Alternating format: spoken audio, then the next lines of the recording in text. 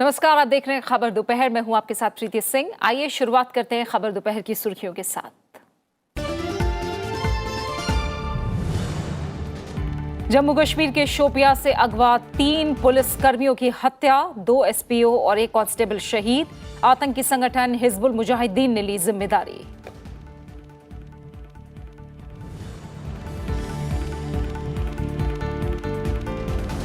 Serbia, माल्टा और Romania का दौरा पूरा करके स्वदेश लौटे उपराष्ट्रपति एम वेंकैया नायडू। 7 दिवसीय यात्रा के दौरान तीनों देशों से हुए कई अहम करार। शीर्ष नेताओं के साथ अहम मसलों पर चर्चा। द्विपक्षीय संबंधों को मजबूत बनाने में मिलेगी मदद।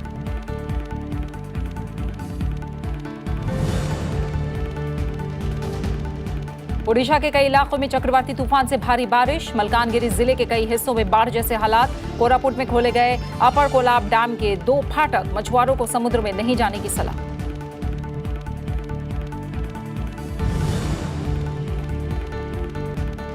फ्रांस में भारत के लिए बने पहले राफेल लड़ाकू विमान में उप वायुसेना प्रमुख एयर मार्शल रघुनाथ नंबियार ने भरी उड़ान। फाइटर प्लेन की आजमाई ताकत। अगले साल सितंबर से भारत को मिलने लगेंगे विमान।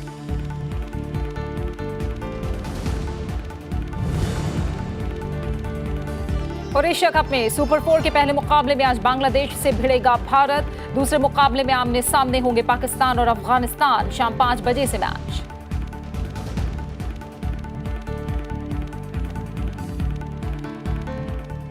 जम्मू कश्मीर में आतंकियों ने एक बार फिर पुलिसकर्मियों को अपना निशाना बनाया है। आतंकियों ने शोपिया से आज 3 पुलिसकर्मियों और एक अन्य को अगवा किया और बाद में 3 पुलिसकर्मियों की हत्या कर दी। जिन 3 पुलिसकर्मियों की हत्या की गई है उनमें जम्मू कश्मीर पुलिस के 2 एसपीओ और 1 कांस्टेबल शामिल हैं। विशेष पुलिस अधिकारी फिरदौस अहमद, कुलवंत सिंह और कांस्टेबल निसार अहमद के शव वनगाम क्षेत्र में एक बगीचे से बरामद किए गए। चौथे अन्य शख्स को आतंकियों ने छोड़ दिया। मारे गए पुलिसकर्मियों में निसार अहमद सशस्त्र पुलिस बल के साथ काम कर रहे थे, जबकि फिरदौस अहमद रेलवे में काम कर चुके थे और कांस्टेबल बनने की प्रक्रिया से गुजर रहे थे। वहीं कुलवंत सिंह कुलगाम पुलिस के साथ काम कर रहे थे।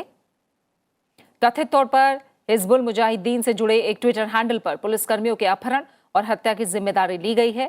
पहले भी कई मर्तबा इसी तरह की वारदातें सामने आई हैं, जिनमें आतंकियों ने स्थानीय पुलिसकर्मियों को अगवा करके उनकी हत्या कर दी। आज की घटना से पहले आतंकियों ने 30 अगस्त को कई पुलिसकर्मियों के रिश्तेदारों को भी अगवा किया था। हालांकि उन्हें बाद में छोड़ दिया गया। जम्मू कश्मीर के बांदीपुरा जिले में सुरक्षा बलों ने कल 2 आतंकवादियों को ढेर कर दिया। सुमलर गांव के शुकबबून इलाके में सेना ने ऑपरेशन चलाया था। सुरक्षा बलों को कल बांदीपुरा जिले के सुमलर इलाके में आतंकियों की मौजूदगी की खबर मिली थी, जिसके बाद तलाशी अभियान चलाया गया, लेकिन सर्च ऑपरेशन मुठभेड़ में तब्दील हो गई। इलाके में घेराबंदी सख्त होती देख एक मकान में छिपे आतंकवादियों ने सुरक्षा बलों पर गोलीबारी शुरू कर दी, जिसका सेना के जवानों ने करारा जवाब दिया और इस दौरान 2 आतंकवादी मारे गए। इलाके में अभी और आतंकियों के मौजूद होने की आशंका है, लिहाजा सेना ने घेराबंदी मजबूत कर दी है। ऑपरेशन के लंबा खिंचने की संभावना के चलते सुरक्षा बलों ने इलाके में रात भर निगरानी रखने की व्यवस्था की है।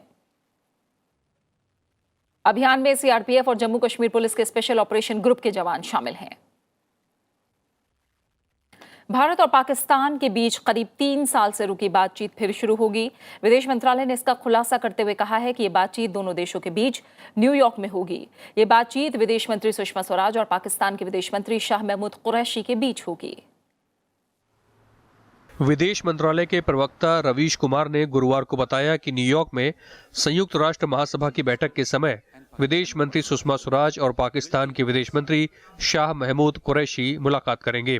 इसके लिए पाकिस्तान के प्रधानमंत्री इमरान खान और विदेश मंत्री शाह महमूद कुरैशी ने अलग अलग पत्र लिखा था। 17 सितंबर को पाकिस्तान के उच्चायुक्त सुहैल महमूद ने विदेश मंत्री सुषमा स्वराज को दोनों चिट्ठियां सौंपी थी। गुरुवार को सुरक्षा मामलों की मंत्रिमंडलीय समिति की बैठक में इस बारे में फैसला लिया गया।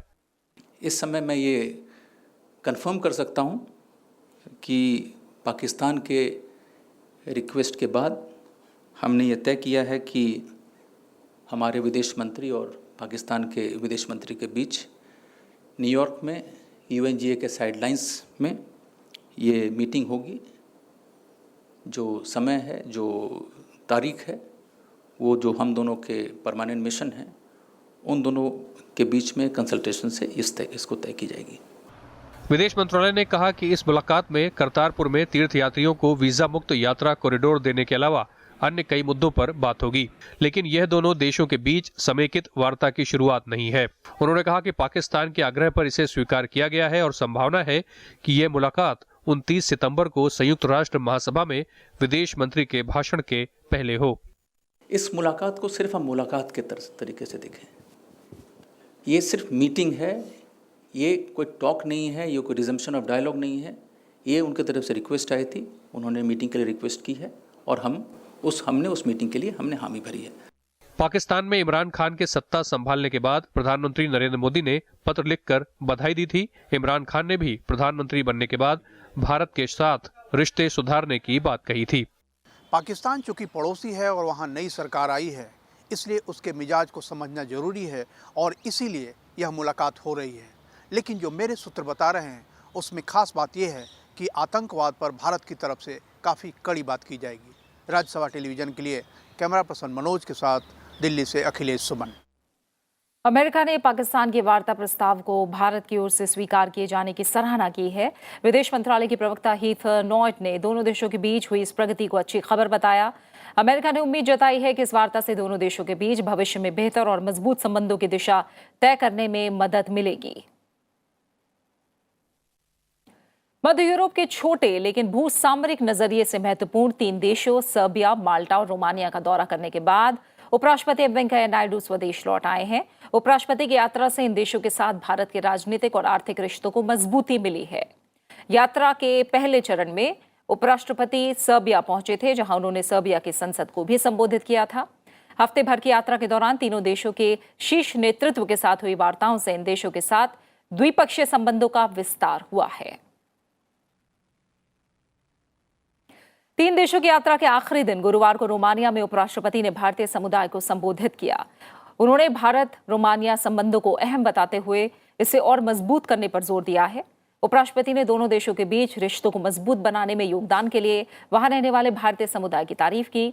3D यानी डेमोक्रेसी, डेमोग्राफिक, डिविडेंड और डिमांड का जिक्र करते हुए उन्होंने इनके दम पर भारत के पास भरपूर अवसर होने की बात कही। 3 देशों की यात्रा के आखिरी दिन गुरुवार को रोमानिया की राजधानी बुखारेस्ट में उपराष्ट्रपति एम वेंकैया नायडू ने भारतीय समुदाय को संबोधित किया। उन्होंने कहा कि विदेश में रहने वाले भारतीयों और उनकी उपलब्धियों पर देश को गर्व है। द्विपक्षीय रिश्तों को मजबूत बनाने में योगदान के लिए उन्होंने रोमानिया में रहने वाले भारतीय समुदाय की तारीफ की। Each one of you has become part of Romania's unique fabric and its progress. You represent the diversity of India in Romania. I am happy to know how you all have become a bridge between the two countries and the people. We value your contribution to the people ties between both the countries. I would say that the 3 Ds, demography, demographic dividend and demand give India a unique advantage in the world. Bharat Romania के बेहतरीन रिश्तों का जिक्र करते हुए उपराष्ट्रपति ने कहा कि दोनों देशों के बीच निवेश और व्यापार की असीम संभावनाएं हैं। India and Romania have much to benefit from close partnership. You represent India in Romania and Romania in India.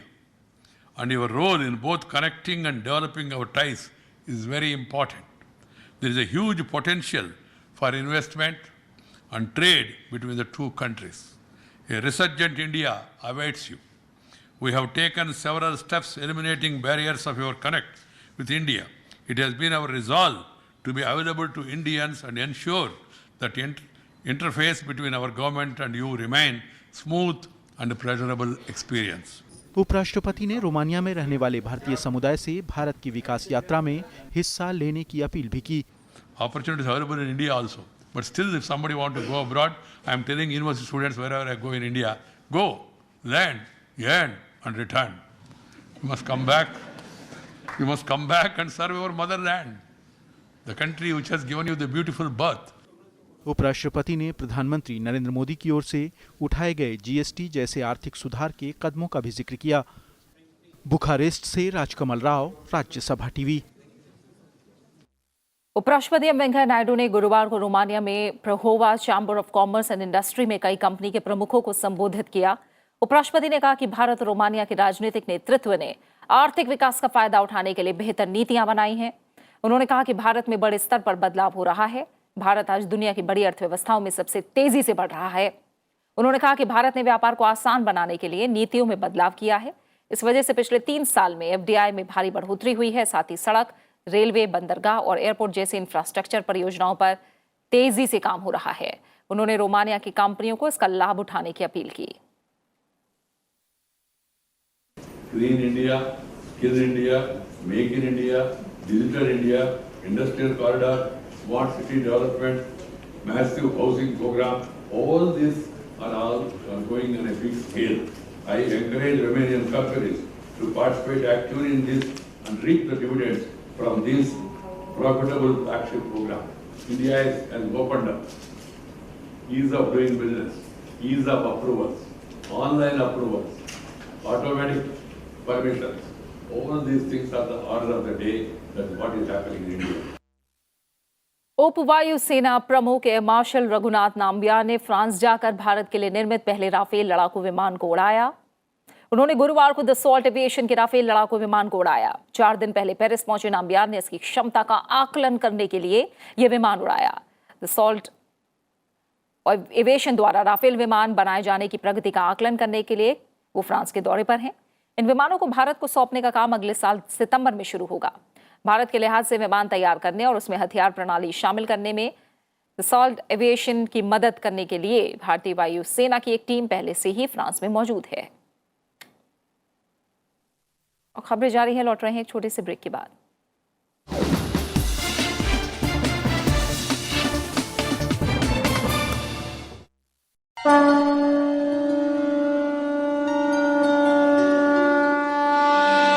पार्थाय प्रतिबोधितां भगवता साहित्य जो है काल से परे, व्यासेन ग्रथितां पुराण साहित्य जिसने पोसा भारत का दर्शन, अद्वैतामृतवर्षिणीं इन्हीं गलियों से निकल उस साहित्य का है घर घर में वर्णन।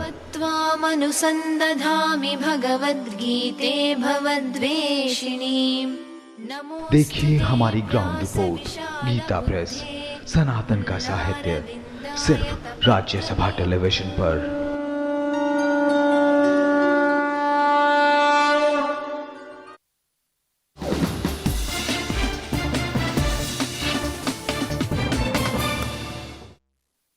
चक्रवाती तूफान डय से ओडिशा के कई इलाकों में तेज हवाओं के साथ भारी बारिश हो रही है। बंगाल की खाड़ी पर बना गहरा दबाव चक्रवाती तूफान में बदल गया है और ये ओडिशा के गोपालपुर तट के नजदीक से गुजरा। मलकानगिरी में भारी बारिश के बाद कोरकोंडा तहसील समेत कई इलाकों में बाढ़ जैसे हालात बन गए हैं। कुछ जगहों पर भूस्खलन की वजह से सड़क यातायात भी बाधित हुआ है। जलस्तर बढ़ने के बाद कोरापुट में अपर कोलाब डैम के 2 फाटक आज खोल दिए गए। ओडिशा के सभी जिलों में बारिश हुई है, लेकिन फिलहाल किसी तरह के नुकसान की खबर नहीं है। मछुआरों को 24 घंटे के दौरान समुद्र में नहीं जाने की सलाह दी गई है। मुख्यमंत्री नवीन पटनायक ने गुरुवार को समीक्षा बैठक की, जिसके बाद राज्य सरकार ने तटीय जिलों में प्रशासन को सतर्कता बरतने के निर्देश दिए हैं। Now the cyclone has dissipated into a deep depression, and because of the cyclone, it has resulted in heavy rainfall in Malkangiri district.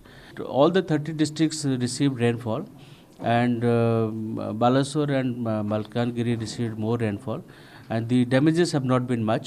And particularly, there are 2 districts which were affected by the cyclone, which were on the coast, that were Ganjam and Puri, but the damages have been very minimal. Test अभी दाएं जो cyclone है वो week हो गया है, तो इसका अभी डीप डिप्रेशन है। टीटलागढ़ का पास पोजीशन है मॉर्निंग 5:30 का, तो इसमें अभी वेस्ट नॉर्थ वेस्ट मूव कर रहे हैं, छत्तीस का तरफ जा रहे हैं। और इसका प्रभाव उड़ीसा में अभी नेक्स्ट अभी 24 आवर्स तक ही रहेगा, बट वेरी हैवी और एक्सट्रीमली हैवी रेनफॉल का पॉसिबिलिटी कम हो गया। अभी हैवी रेनफॉल इंटीरियर उड़ीसा का डिस्ट्रिक्ट्स में रहेगा। इंटीरियर उड़ीसा में तो next few hours 30 to 40 kilometre पर विंड रहेगा। और पोर्ट वार्निंग अभी नेक्स्ट और फिर कल जो हम लोग रात में दिया था डेंजर वार्निंग D6 D7, इसमें लोअर किया है मॉर्निंग में। अभी LCS 3 लोकल कस्टमरी वार्निंग है सिग्नल नंबर 3, ये भी कुछ देर तक ही रहेगा। और फिशरमैन वार्निंग अभी 24 आवर्स तक है। केरल में बाढ़ से हुए नुकसान का जायजा लेने के लिए गृह मंत्रालय के विशेष सचिव BR शर्मा के नेतृत्व में अंतर मंत्रालय दल राज्य के दौरे पर है। बारिश और बाढ़ से हुए नुकसान की भरपाई के लिए केरल सरकार ने केंद्र से 4,700 करोड़ रुपए की मांग करते हुए विस्तृत ब्यौरा भेजा था। केंद्रीय दल राज्य में 5 दिन रहेगा और आपदा से हुए नुकसान का आकलन करेगा। प्रधानमंत्री नरेंद्र मोदी ने कहा है कि जनहित और देश हित में उनकी सरकार कड़े फैसले लेने से न पीछे हटी है और न पीछे हटेगी। दिल्ली के द्वारका में विश्व स्तरीय कन्वेंशन सेंटर की आधारशिला रखने के बाद कल प्रधानमंत्री ने यह बात कही। उन्होंने कहा कि सरकार 2022 तक सुदृढ़ आर्थिक बुनियाद पर देश को 50 खरब डॉलर की अर्थव्यवस्था बनाने के लक्ष्य पर काम कर रही है। प्रधानमंत्री ने कहा कि नया कन्वेंशन सेंटर स्टार्टअप के लिए संजीवनी का काम करेगा। समृद्धि के गीत मुखर हैं।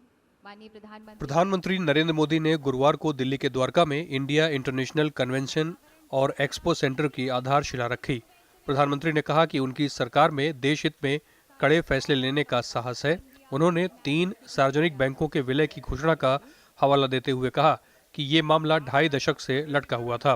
किसी सरकार ने ये फैसला लेने का साहस नहीं जुटाया।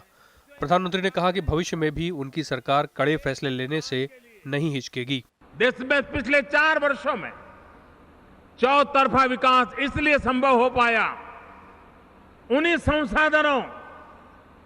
संसाधनों के रहते सरकार बेहतर काम इसलिए कर पाई क्योंकि राष्ट्र हित को सर्वोपरि रखा गया, व्यवस्थाओं को सही दिशा की तरफ मोड़ा गया। साथियों, मैं आपको विश्वास दिलाता हूं कि जनहित में मुश्किल से मुश्किल फैसले लेने का ये सिलसिला जारी रहेगा। प्रधानमंत्री ने कहा कि भारतीय अर्थव्यवस्था 8% की विकास दर से आगे बढ़ रही है। उन्होंने कहा कि अगले 5-7 सालों में अर्थव्यवस्था का आकार बढ़कर $5 ट्रिलियन का हो जाएगा। इसमें से 1 ट्रिलियन विनिर्माण और खेती से आएगा। उन्होंने कहा कि जीडीपी में वैश्विक व्यापार की हिस्सेदारी 40% करने के लिए नई नीति बनाई जा रही है। उन्होंने कहा कि आईटी, रिटेल जैसे कई क्षेत्रों में रोजगार तेजी से बढ़ रहा है। देश के आईटी सेक्टर में भी रोजगार निर्माण में जबरदस्त वृद्धि देखने को मिल रही है। रिटेल के क्षेत्र में अभूतपूर्व अवसर बन रहे हैं। अकेला ई-कॉमर्स सेक्टर ही $50 अरब से अधिक का रेवेन्यू जनरेट कर रहा है। जितना ये व्यापक हो रहा है उतना ही अधिक रोजगार भी दे पा रहा है।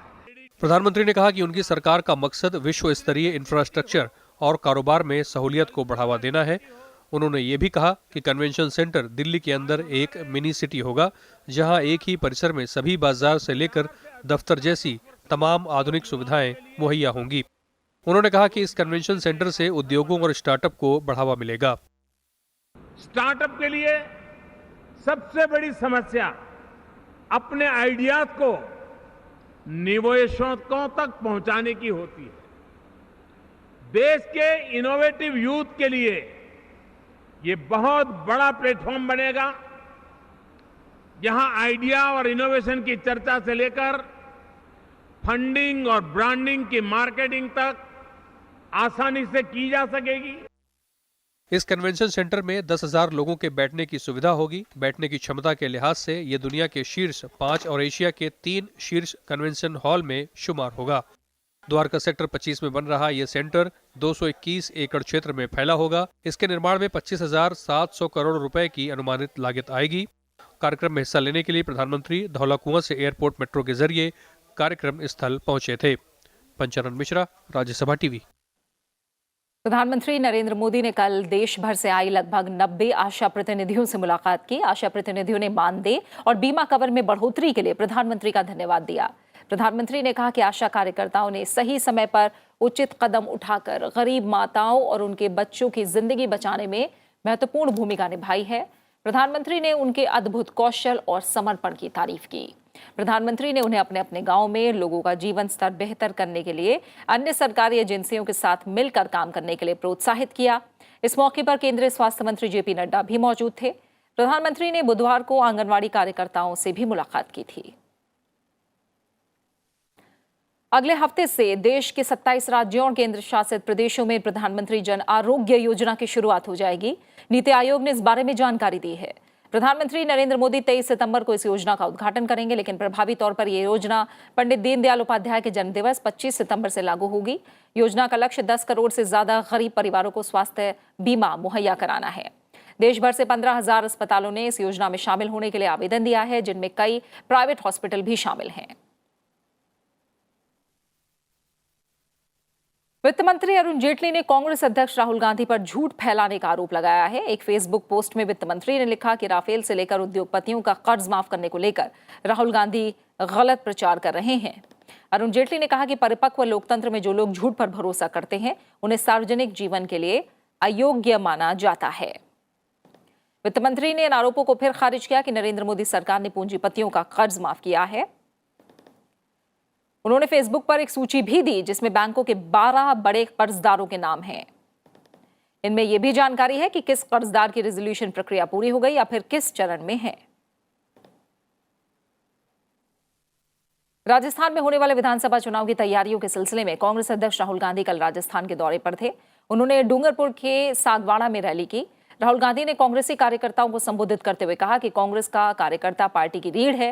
ये कार्यकर्ता लाठी खाता है, डंडे खाता है, लेकिन बाद में कोई पैराशूट नेता आकर टिकट ले जाता है। कांग्रेस अध्यक्ष ने कहा कि अब कांग्रेस का कार्यकर्ता तय करेगा कि उम्मीदवार कौन होगा।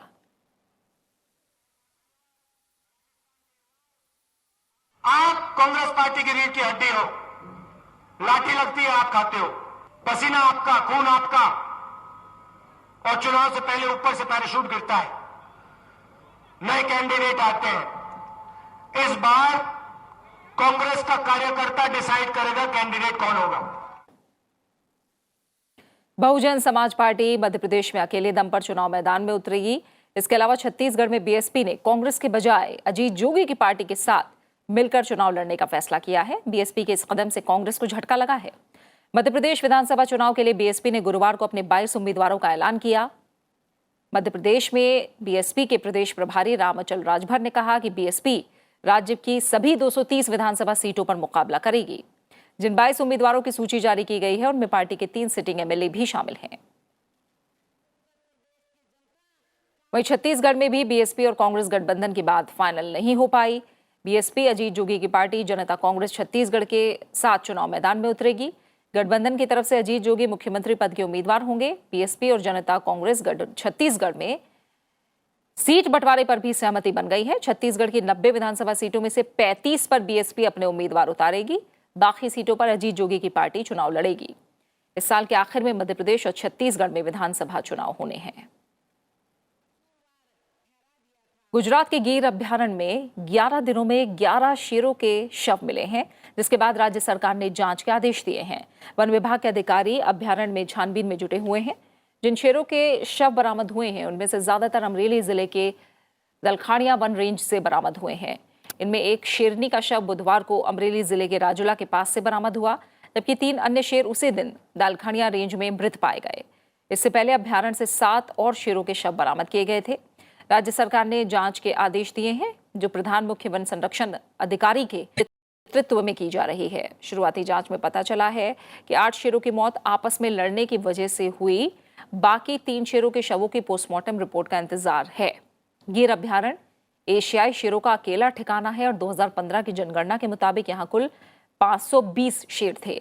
राज्यसभा सदस्य परिमल नाथवानी ने कहा कि मामले की जांच होनी चाहिए ताकि पता चल सके कि कहीं शेरों की मौत करंट लगने, जहर या फिर शिकार से तो नहीं हुई है।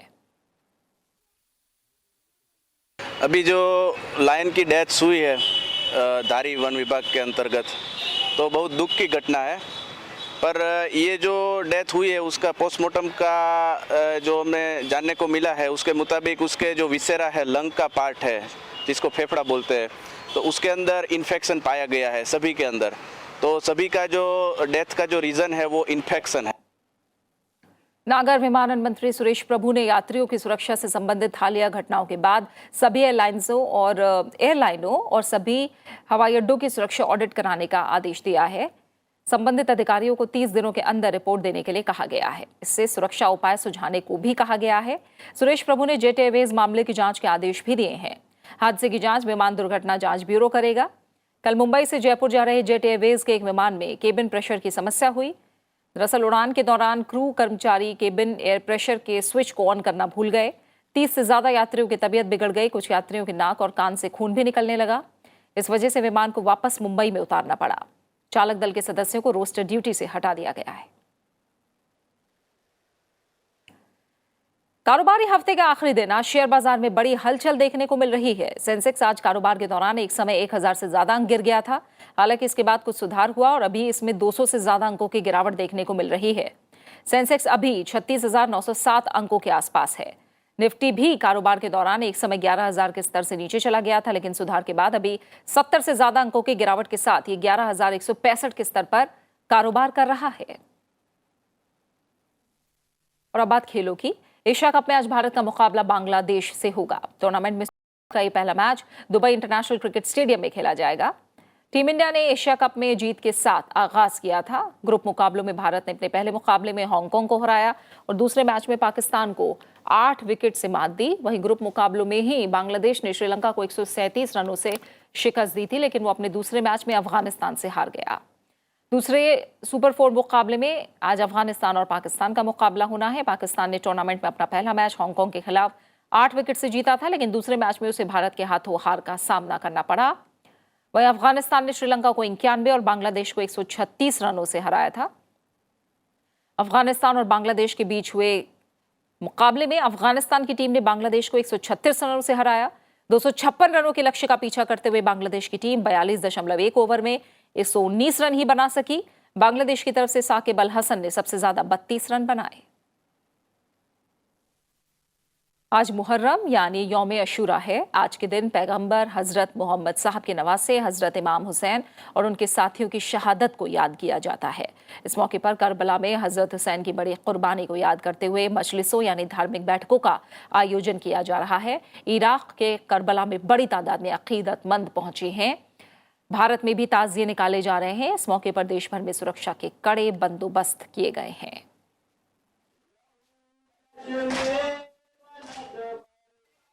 दुनिया भर में आज अंतर्राष्ट्रीय शांति दिवस मनाया जा रहा है, जिसका मकसद दुनिया के तमाम देशों और लोगों के बीच शांति के आदर्शों को प्रोत्साहित करना है। विश्व शांति दिवस की शुरुआत 1982 से हुई थी। तब से लेकर 2001 तक विश्व शांति दिवस को सितंबर के तीसरे मंगलवार को मनाया जाता था, लेकिन 2002 में संयुक्त राष्ट्र महासभा ने इसके लिए 21 सितंबर की तारीख निर्धारित की और इसी दिन को अहिंसा और युद्ध विराम का दिन घोषित किया। इस मौके पर उपराष्ट्रपति एम वेंकैया नायडू ने ट्विटर पर शांति संदेश दिया है। उन्होंने अंतर्राष्ट्रीय शांति दिवस के अवसर पर देशों, समुदायों, संप्रदायों, समाज के वर्गों के मध्य शांति और सद्भाव की कामना की है। उपराष्ट्रपति ने लिखा कि न्याय सम्मत शांति और सर्वस्पर्शी विकास हर पीढ़ी के हर व्यक्ति के सार्वभौमिक सनातन मौलिक अधिकार हैं। उपराष्ट्रपति ने लिखा कि महिलाओं, बच्चों के विरुद्ध हिंसा का प्रतिकार सभ्य समाज की आवश्यक शर्त है। और इसी के साथ खबर दोपहर में फिलहाल इतना ही। जाते जाते एक नजर डालिए देश भर में मौसम के हाल पर। नमस्कार।